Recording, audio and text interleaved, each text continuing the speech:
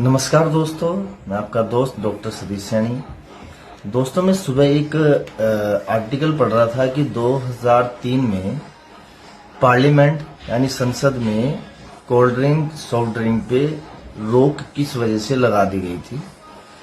तो उसमें जो हमारा फूड सिक्योरिटी डिपार्टमेंट है उसने जब चेक किया तो कार्बोनेटेड ड्रिंक्स जितनी भी थी उसमें पेप्सी, कोका कोला, इन सब के नाम मेंशन किए हुए हैं। उनके अंदर बहुत ज़्यादा मात्रा में पेस्टिसाइड्स और हानिकारक केमिकल्स पाए गए थे, जिसकी वजह से जो हमारे सांसद हैं उनकी हेल्थ को ध्यान में रखते हुए वहां पर कोल्ड ड्रिंक और सॉफ्ट ड्रिंक पर प्रतिबंध लगा दिया गया था। ये बात है 2003 की।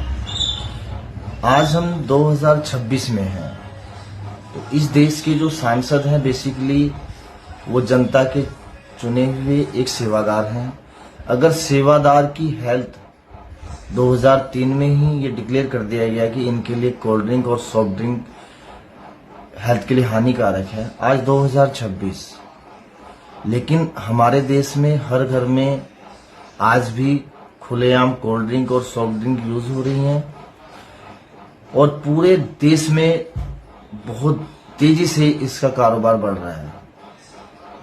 यानी देश के सांसदों को अपनी हेल्थ की चिंता है, लेकिन इस देश में जो 140 करोड़ की आबादी जो हेल्थ ड्रिंक के नाम पे कोल्ड ड्रिंक और सॉफ्ट ड्रिंक बिक रही हैं, जिससे लगातार इंडिया में शुगर के पेशेंट इतनी तेजी से बढ़ रहे हैं कि भारत एक शुगर का हब बन गया है पूरी दुनिया में।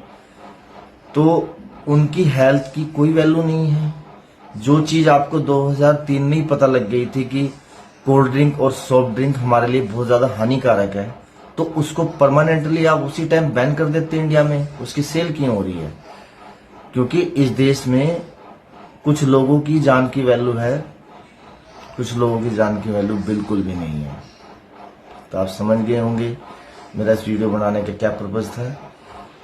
तो क्या हो रहा है कुछ समझ में नहीं आ रहा है। इस देश की स्थिति बहुत ज्यादा खराब है और यहाँ पर अच्छी चीजों की बजाय गलत चीजों को प्रमोट किया जाता है।